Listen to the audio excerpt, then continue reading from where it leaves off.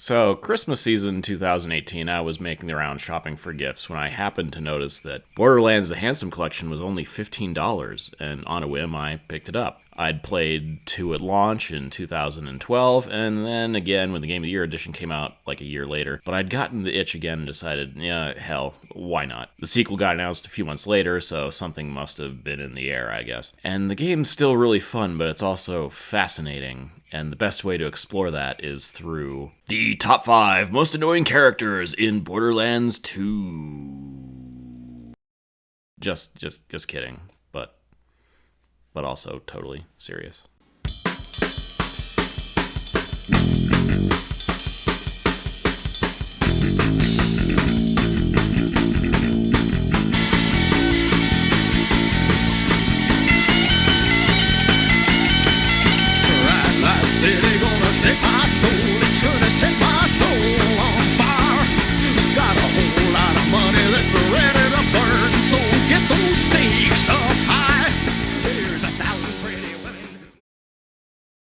Honorable mention, the player characters. Now, hold on. I don't honestly find the PCs in Borderlands 2 annoying. I actually like them. They're fun, but they are emblematic of what makes the game so fascinating and annoying from a storytelling perspective. Borderlands 2 feels like it came out at a crucial moment when the limitations of the hardcore shooter storytelling paradigm that had dominated since Half-Life became really apparent, and taste swung back toward more cinematic approaches. In fact, you can watch the tides start really turning as you play the game. Your pure hardcore HL-style protagonist had no voice or personality, so in theories to not get in the way of players' own thoughts and feelings on events. Rather than tumbling down that conceptual and theoretical rabbit hole, let's just say the game starts off straddling this pure ideal. The PCs have personality and voice, they have backgrounds and not deep motivations, but serviceable. Glory Hound, Explorer, Challenge Hungry, Unleashed Experiment, Fugitive, Maniac. They're fine foundations you'd expect from a first tabletop session. But they're fun grace notes too, like the fact that Gage is clearly this dramatic dork. Worry not, citizen, I'll save you! And Maya had a cloistered upbringing which left her a bit unhinged, and her biggest stressor is all the noise. And Zero speaks in haiku, of course. And I disappear. A ghost amidst the combat, preparing to strike. These are neat. They're fun. They make me like the characters. But the PCs are only chatty in combat. They never get to say anything in the main story. They rarely comment on any of the crazy things that happen or the clearly insane people they deal with. At least until the later DLC campaigns. They don't do a lot of talking, but they do talk. They even sort of have a conversation. Hey, Junkbot. Stella. Could I borrow that wig? Oh, I'm sorry, but this wig is wired into my friend or foe subroutines. If I were to remove it, I'd go insane and probably die. I still need it for this quest, though. But it's just a side. Which makes it even weirder when you go back to the main game and there are lengthy scenes where others talk about what the PCs will do next, but they don't comment on it. So, honorable mention, the PCs. Number 5, Claptrap. Actually, I don't think Claptrap is all that annoying. I mean, he is, but it's on purpose. It's a running gag that he annoys everyone, but I know there are plenty out there that find him too annoying, or annoying in the wrong way, so here he is. Claptrap's number 5. Number 4, Mr. Torg. Torg is a dumb joke, and this is the joke. I'm Torg, and I'm here to ask you one question, and one question only. Explosions? Get off this echo frequency, you protein-guzzling buffoon! I'm trying to convey... That sentence had too many syllables! Apologize! That's amusing enough, and it's mostly fine for his brief appearances, except when he shows up in Assault on Dragon Keep. The dumb joke of that campaign is that it's a poorly designed, mostly improvised tabletop session, and Torg shows up to make it even more poorly designed and improvised. It's a stupid bit of pointless running around, but then this happens. Bitch! That is unacceptable! Chase him down! Punch him so hard he explodes! This just sucks. There's also a chance you get blown off the level and die. It's really irritating. Thus, Torg is number 4. Number 3, Tiny Tina. Everyone in this game is a cartoon character, but Tiny Tina might be the most cartoonish, and she can be a lot. That's why she snuggle bites but don't get dog. She's my main squeeze. Lady's got a gut full of dynamite and I booty like... She's this deranged, murderous Muppet bomb maker with a traumatic past who uses a lot of hip-hop-isms in between a lot of twee-isms. She's not all that bad in the main game, but remember how the joke of Dragon Keep is that you're playing a poorly designed tabletop adventure? Yeah, it's her poorly designed tabletop adventure. Clever as that might sound, remember you still have to play it. A jumping puzzle? How the hell do you do a jumping puzzle in a tabletop game to begin with? Anyway, that's not the really annoying bit. The really annoying bit is what the story is actually about. See, the story is actually about the fact that Tina is upset and in denial about the deaths in the main game, and Dragon Keep is both how she denies them, but also how she comes to accept them. That's a pretty good story, actually, but like I said, Tina is a cartoon character. The game asks us to seriously invest in the emotional state of this deranged, murderous Muppet bomb maker, which that's a big ask. And to be clear, the issue isn't shifts in tone in and of themselves, it's this specific shift. The whole game's atmosphere is gleefully nihilistic violence where nothing is meant to be taken seriously. Earnestness doesn't jibe well with that. It's kind of funny, Tina is voiced by Ashley Birch, who'd go on to voice Chloe Price, whose emotional state I am deeply invested in. Anyway, this is also annoying because the game already gave us a peek into Tina's emotional state and it only needed one line.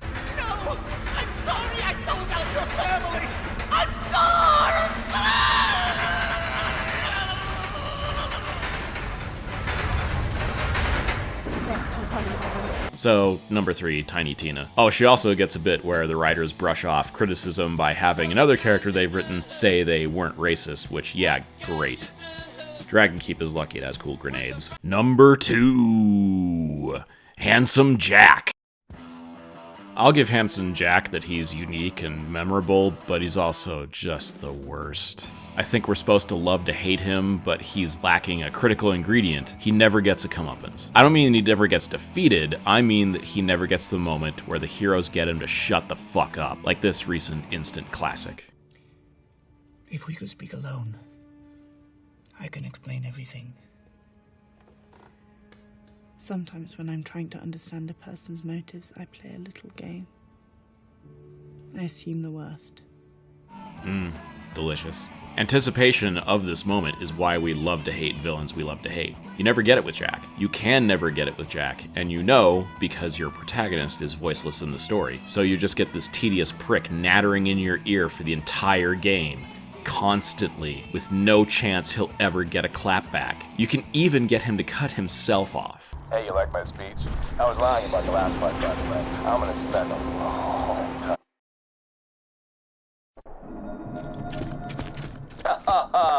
Made it to Banditville, huh? He just yaks and yaks his over-the-top bullshit until you can finally shoot him. It'd be better if there was a change or a variation in your relationship, but there's not. Even the thing that's supposed to escalate things doesn't. The death of his daughter is supposed to be this now it's personal moment, but he's just going to kill you more? Except he can't because he leads off with things like, I'm gonna spend a long time torturing you bandit scum to death. Oh no, now he really hates me? Now it's personal? Okay then. But his single most annoying moment is also because of these voiceless PCs. See, halfway through there's a betrayal that's part of his master plan, and of course he has to gloat over it. I love the way you Vault Hunters just up and trusted Angel. Never occurred to you that she was working for me, did it? I did the same thing. Well, what if I did see it coming? What if I wasn't tricked? With a voice protagonist, this matters much less. That can even be part of the fun. The protagonist says, I trust this possibly duplicitous person, and we get the chance to think, I don't know, Nate, seems kind of shady. And then the inevitable trail comes, and we get to think, aw, Nate, you idiot, Elena and I were right. But then Chloe turns out to be okay because she rules. Anyway, there's none of that here. There's just Jack gloating about how masterful his deception was. Except it wasn't. We're compelled into this trap. That's the mission order. The objective says, do this to proceed, and the game takes a moment to mock you for proceeding the game. This was a common issue with this style of game, and it's really annoying, especially if you're just trying to get past it so you can farm for a bitch SMG. Jack feels very incomplete, which is a bizarre thing to say about a character that talks this goddamn much, but there are a lot of dangling themes left around him. His clear hypocrisy, his role as a head of a rapacious corporate beast, his dehumanizing colonialist mindset, even how he uses the word hero as a justification. They all just come at you in monologues, they never go anywhere because there can't be any interrogation of them because, again, they're monologues. The closest the game gets is this little bit. I had to restrain Angel's power. You get that? I had to. And I'm sure he had to exploit her for profit and power, too. Don't listen, Vault Hunter. He killed Angel long before he pulled the plug. And then it never comes back up. We never get the chance to throw his hypocrisy or even the fact that his daughter hated him back in his face. You just get... Let me explain how things work here. The Vault Hunters show up, Vault Hunter looks for the new Vault. You're so unburdened with things like intelligence, culture, morality, honor, ambition, good looks. I could go on, but I won't. To Sanctuary, the last stronghold of the Resistance. And or as you knew it, to Banditville, huh? Well done! It'll be nice to see a friendly face. Sanctuary! I hear a new Vault Hunter has arrived in your city. Right, sweet, sweet. Found it. Alright, this is a song for Mordecai's stupid bird. You know when I left. Just wanted to tell you that Lilith is doing a bang up. Going, he's bumping into stuff, and I don't know, maybe the moral is you're a total bitch. He works much better in Tales, where guess what happens? Don't do this. I win, Jack. It's over. Delicious. Number 2, Handsome Jack. Number 1, Roland. God damn it. Characters need something generic to call you when you have like 6 of them you could possibly be. And for Roland, that thing is... Soldier. I hate it. It really irritates me. None of these people are soldiers. This is a schoolgirl, for Christ's sake. The one character with a military background was dishonorably discharged. Nope, doesn't matter. He just presumptuously calls you soldier. He essentially conscripts you into his little army and starts giving you orders. No character gets the chance to say what each of them would. Look, I ain't in this for your revolution, and I'm not in it for you, princess. And he's a real ass about giving orders, too. Having Jack natter in your ear is annoying, but slightly more is having Roland barking in it, telling you to do everything. To top it all off, he sucks. His big moment comes when he needs to hit 3 buttons, and it takes him forever. Every time I've done this fight, he takes so long we manage to unpitch the pitched battle and have to stand around waiting on his dragging ass, and then he gets shot in the back. The game barely tries to wring any pathos from this, and that's probably for the best. Or at least it barely tried until Dragon Keep. See, the loss Tina is upset about is Roland. I'm not saying that Tina's attitude should mirror mine for me to care, or a character needs to be likable for us to invest in them. It's not that our feelings aren't congruent, that she liked him and I thought he was a dick, though that doesn't help. It's that their relationship was meaningful to her, and it's nothing to me. It has no arc for us, so the emotions it attempts to wring feel arbitrary and, well, annoying. A story where a crucial aspect is the loss of a meaningful relationship we don't fully understand, that could be great. This one's just kind of irritating. Enough! You can't just deny what Jack did to Roland. Can't hear you. She's right, Tina. So do you want to do some side quests, or? You need to accept it. Roland is dead. I know! Again, the irony of time. Anyway, the PCs are voiceless, our feelings are theirs, and my feelings towards Roland are he's a prick, and I was sort of relieved when he died and I was free of him. Everyone else might have fond reminiscences about Roland, but we're the ones he treated like shit. But we just have to sit back and listen to everyone else talk about how great he is when he was not. The result is genuinely weird.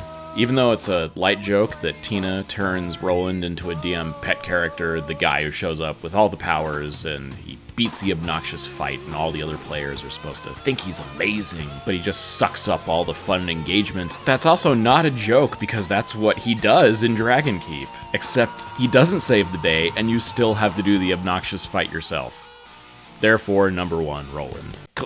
Closing thoughts.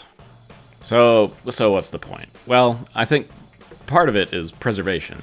It's important not just to be able to experience a work, but to be able to contextualize it in its era, to understand how it got shaped by its time. And Borderlands 2's time turned out to be one of transition, the waning days of its aesthetic's dominance, and games like it were straining against their own ideals. The game even satirized this mode. FYI, it may take some serious convincing to get Claptrap to hit 1,000 cuts. Minion! Let's go to 1,000 cuts! Or not. It released in September 2012, and around 9 months later, in 2013, The Last of Us would provide legitimacy to a cinematic approach by showing just how potent one could be. A few months after that, Gone Home would show that an environmental approach requires careful craft but is still very viable. In the Borderlands pre-sequel, characters start commenting on things right away, but that started with Borderlands 2's DLC. It got caught in the start of a taste shift, like a cathedral that was begun in Romanesque style but finished in Gothic. It's rare to get to observe this happening so clearly in the same game. A full sequel was finally announced recently, and there's been a lot of speculation over what such a game will even look like in this age of microtransactional multiplayer live service arenas where the elaborate lore doesn't even exist in the game itself. The only thing I'm willing to say is I bet it will sound much different. Dear Siren, and that's why you never take orders. I'm gonna get blown up. I heard there for many reasons. The impact of it is not that great. All must not have been high enough for consider yourself lucky. That poison must have been old school. I would have and a straw made of Huh. I'm attractive? Come a little bit closer, you're my kind of man.